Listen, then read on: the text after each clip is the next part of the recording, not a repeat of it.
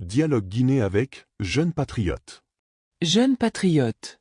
Bonjour, aujourd'hui on se penche sur une série d'informations assez intrigantes qui circulent. Ça concerne des voyages fréquents et, ma foi, très discrets par des personnalités proches du pouvoir en Guinée. Oui, bonjour. Et ça durerait depuis la prise de pouvoir, donc presque 4 ans. Forcément, ça soulève des questions. Exactement, notre exploration va donc porter sur ces éléments qui suggèrent des flux financiers peut-être suspects, vous voyez, et ça mettra en cause l'entourage direct du pouvoir guinéen actuel. Hmm. Et le contexte est hypersensible, bien sûr. On est en pleine transition de politique. Voilà, donc les attentes en matière de transparence, de gestion des affaires publiques, elles sont particulièrement élevées. Tout à fait. Pour nourrir notre discussion, on va s'appuyer sur les infos rapportées par une source. Elle documente des enquêtes, des renseignements sur ces mouvements financiers présumés. Donc on parle de voyages répétés, c'est ça? De circuits bancaires peut-être un peu opaques. C'est ça, et des figures clés qui seraient potentiellement impliquées. L'idée, c'est d'examiner ensemble les points importants, la nature de ces voyages, les soupçons sur les fonds, qu'est-ce qui pourrait être transporté, les destinations dont on parle, et puis les appels à la vigilance qui en découlent. D'accord. Alors entrons direct dans le vif du sujet, le cœur de l'affaire, ces fameux voyages. Ce qui est rapporté, c'est que ce n'est pas juste une fois ou deux, ça semble être un schéma récurrent. Oui, ce qui frappe d'emblée dans ces informations, c'est ça, c'est la régularité. La fréquence des déplacements de personnes décrites comme proches du pouvoir, et ça dès le début de la transition. Et il y a un nom qui revient souvent. Exactement. Lauriane Doumbouya. Présentée comme l'épouse du dirigeant, Mamadi Doumbouya, elle serait, d'après ces infos, une figure centrale de ces allers-retours. Oui, presque 4 ans de voyage réguliers. Ah bon, ça interpelle, forcément. Absolument. Et les éléments fournis expliquent pourquoi ces voyages posent question. Bon, il y a la fréquence, vous l'avez dit, Mhm. et il y a aussi la discrétion qui les entourerait, mais c'est surtout, je crois, les destinations évoquées qui attirent l'attention. On parle pas juste de visite officielle, quoi. Non, c'est pas du tourisme classique non plus, j'imagine. Ben non. Les infos parlent de passages en Suisse, dans d'autres pays d'Europe de l'Ouest, mais aussi dans des lieux connus comme centres financiers importants, voire des juridictions qui facilitent une certaine opacité, comme les îles Caïmans, qui sont citées noir sur blanc. Ah oui, la Suisse, bon, classique, mais les Caïmans, ça donne déjà une certaine couleur à ces déplacements. Exactement. Et ce qui vient ajouter une couche de suspicion, c'est l'allégation, telle qu'elle est rapportée, que ces voyages ne se feraient pas les mains vides. C'est-à-dire? Les informations parlent du transport possible de biens ou de liquidités en quantité importante. Le terme valise est même utilisé assez directement dans le texte. Des valises. Carrément. Oui, pour décrire ce qui pourrait être transporté. C'est évidemment une image très très forte et suggestive. Des valises qui voyagent souvent vers des destinations financières clés. Bon, ça commence à dessiner un tableau là.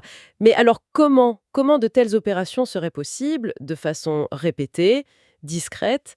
Est-ce que la source donne des pistes là-dessus? Oui, et ça c'est un point crucial soulevé dans les informations. Il est question de l'utilisation présumée par Lauriane Doumbouya, donc, d'un passeport diplomatique guinéen. Ah, d'accord. Et ce document serait combiné à ce que la source appelle un pseudo-statut de première dame. L'implication directe, selon ces informations, c'est que ce statut particulier, il empêcherait la fouille des bagages, ou en tout cas, il la compliquerait fortement lors des contrôles aux frontières. Un passeport diplomatique et un statut qui protégerait les bagages. Donc ce serait ça le mécanisme suggéré pour expliquer comment ces fameuses valises pourraient passer sans trop de problèmes. C'est l'hypothèse qui est avancée, oui. Si cette allégation est correcte, l'utilisation d'un passeport diplo et, disons, le respect accordé au statut de conjoint de chef d'État pourrait, en théorie, offrir une protection contre les fouilles systématiques, celles que subissent les voyageurs lambda, quoi. Je vois. Donc, on voit bien comment cette affirmation, telle qu'elle est présentée, elle nourrit directement les spéculations. Est-ce que ça pourrait être un moyen de faire circuler des fonds, des biens de valeur, en dehors des circuits financiers classiques et surtout des contrôles habituels? Est-ce que les documents disent si ce genre de procédé, l'utilisation présumée d'un statut diplomatique pour éviter les contrôles sur les bagages, est-ce que c'est courant ou si c'est présenté comme quelque chose de spécifique à ce cas? Alors, les informations ne détaillent pas si c'est une pratique fréquente en général, mais elles le présentent comme un élément clé ici, dans ce cas précis, pour expliquer comment ces transports présumés seraient possibles. Le focus est mis sur la manière dont ce statut spécifique pourrait être exploité. D'accord. Faut se rappeler le principe général, souvent basé sur la Convention de Vienne, qui accorde certaines immunités, certains privilèges aux diplomates et à leurs effets personnels pour faciliter leurs fonctions officielles. Oui, bien sûr. L'allégation ici, c'est que ce privilège pourrait être, détourné de son but initial. Mais bon, encore une fois, c'est présenté comme une allégation basée sur les informations collectées. Entendu. Donc, des voyages fréquents, potentiellement chargés vers des destinations financières facilitées par un statut particulier. Mais où irait cet argent? Ou ces biens, plus précisément? La source, elle évoque des lieux de dépôt. Oui, les informations ne s'arrêtent pas là. Elles essayent aussi de dessiner une carte des destinations finales présumées pour ces fonds. Plusieurs lieux sont listés où des dépôts réguliers pourraient avoir lieu. Ah oui, lesquels? On mentionne des banques en Côte d'Ivoire et au Rwanda. Ces pays sont décrits dans les documents comme étant réputés pour offrir une certaine discrétion bancaire dans la région. Intéressant, ce choix de pays voisins ou régionaux réputés discrets. Mais ça ne s'arrête pas là, j'imagine. Non, la liste est plus longue et plus globale. La Suisse est à nouveau citée, destination classique pour la gestion de fortune, évidemment. Mhm. Mais on trouve aussi des noms, disons, plus exotiques et souvent associés à une forte opacité financière. Les îles Marshall sont mentionnées. Les îles Marshall? Oui. Et aussi les Émirats arabes unis, en particulier Dubaï, qui est un hub financier majeur, on le sait. Et le document ajoute que d'autres paradis fiscaux, non nommés explicitement, seraient également sous enquête dans ce dossier. Donc ça dessine un réseau potentiellement complexe et très international. Côte d'Ivoire, Rwanda, Suisse, îles Marshall, Émirats. C'est une géographie financière assez étendue, oui. Mais, et c'est important de le souligner, Et ça, c'est un point sur lequel il faut vraiment insister. Les informations rapportées présentent ces éléments comme des pistes sérieuses, basées sur des renseignements collectés. Le texte indique que la collecte d'infos, les investigations se poursuivent. et ça illustre bien la difficulté de tracer l'argent, j'imagine. Exactement. Ce que cette situation illustre parfaitement, et c'est un point qui est souligné dans les documents, c'est la difficulté énorme qu'il y a à tracer les flux financiers internationaux. Mais pourquoi c'est si compliqué, au fond? Surtout quand on a des pistes comme celle-là sur les voyages, les destinations. Il y a plusieurs facteurs qui jouent, et les informations y font allusion.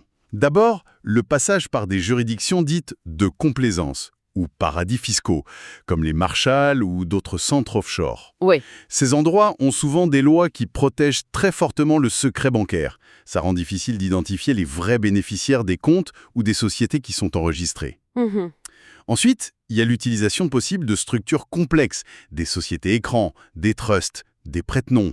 Tout ça, ça crée des couches, des intermédiaires entre l'origine des fonds et leur destination finale. Un vrai millefeuille, quoi. C'est un peu ça.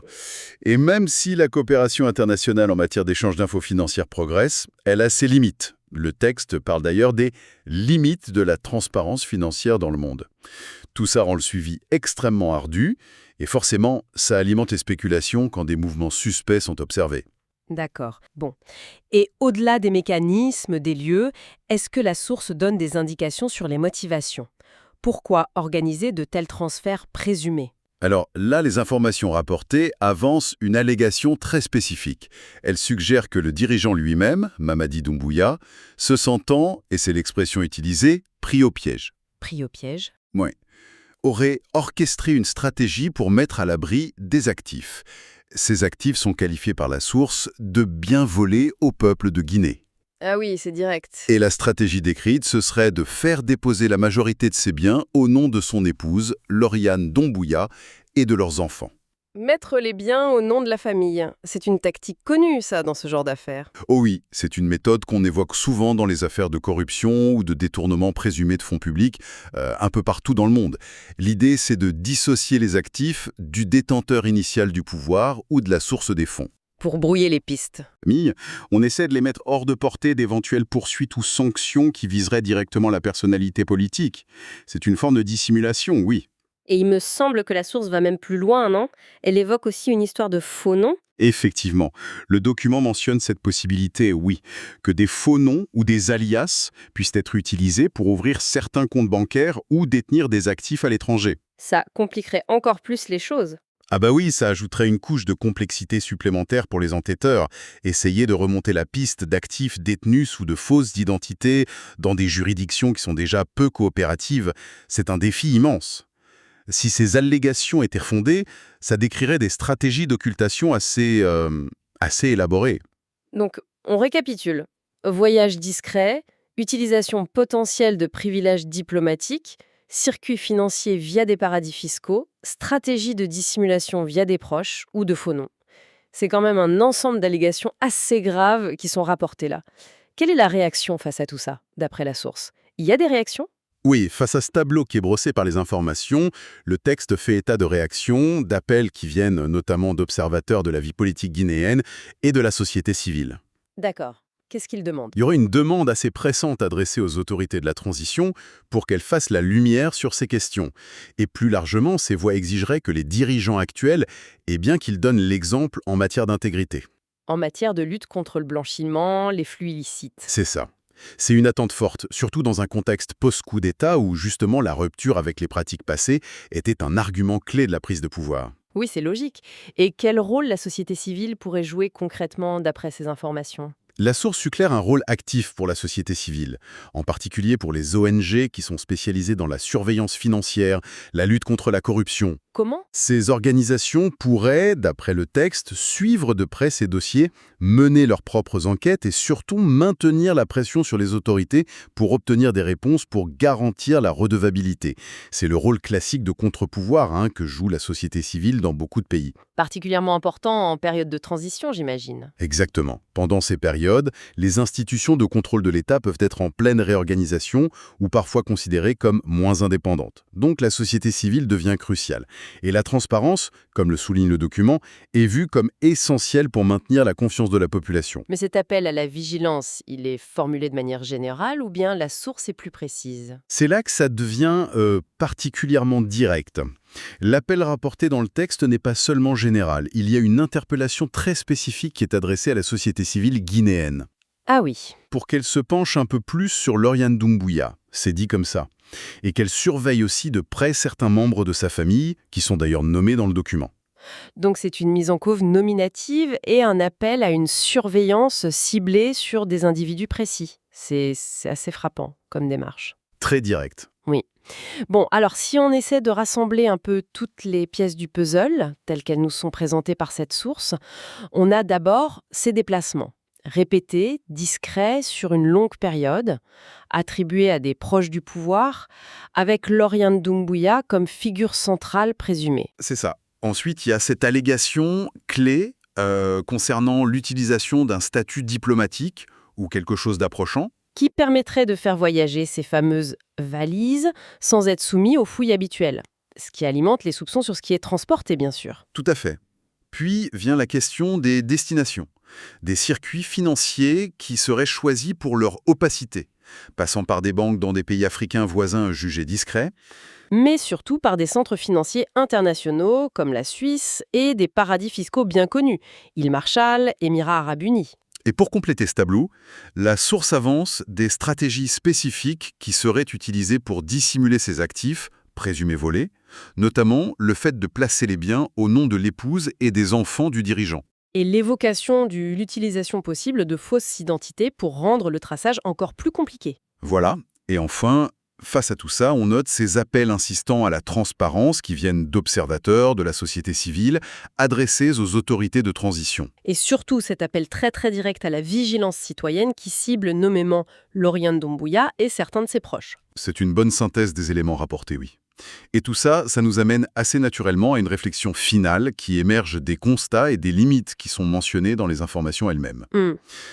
Le document met en lumière, d'un côté, la très grande difficulté à suivre les flux financiers dès qu'ils deviennent internationaux et qu'ils utilisent des structures opaques, ça on l'a vu. Oui. Et d'un autre côté, il pointe l'existence potentielle de mécanismes comme cette immunité diplomatique allégée qui pourrait permettre à certains individus d'échapper au contrôle standard. Alors la question qui se pose c'est... Précisément. Compte tenu de ces deux aspects, la complexité du traçage financier global et la possibilité pour certaines personnes clés d'utiliser des statuts protecteurs, on peut légitimement s'interroger sur les limites réelles de la vigilance citoyenne. Elle est présentée dans le texte comme un recours essentiel, mais... Mais jusqu'où peut-elle aller? Voilà. Jusqu'où la société civile seule peut-elle aller pour exiger et obtenir la redevabilité concernant d'éventuels flux de capitaux illicites ? Surtout pendant une période de transition politique où les enquêtes officielles, qu'elles soient nationales ou internationales, peuvent elles-mêmes rencontrer d'énormes obstacles techniques et politiques. C'est une question ouverte, en effet. Oui, et ça souligne le défi immense que représente cette lutte pour la transparence financière dans des contextes aussi complexes que celui qui est décrit par notre source aujourd'hui.